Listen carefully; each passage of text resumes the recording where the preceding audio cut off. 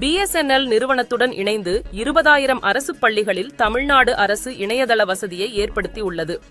தமிழ்நாட்டிலுள்ள 6,223 அரசு, உயர்நிலை மற்றும் மேல்நிலைப் பள்ளிகளில் இதுவரை 5,913 பள்ளிகளில் இணையதள வசதி ஏற்படுத்தப்பட்டுள்ளது.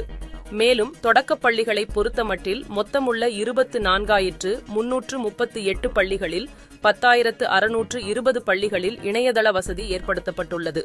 மொத்தமுள்ள 37,553 அரசு பள்ளிகளில் 20,332 பள்ளிகளில் இப்பணியானது முழுமையாக முடிக்கப்பட்டு மீதமுள்ள 17,221 அரசு பள்ளிகளுக்கு ஜூன் மாதம் 2ஆம் வார இறுதிக்குள் நிறைவடையும் என கல்வித்துறை அதிகாரிகள் தெரிவித்துள்ளனர்.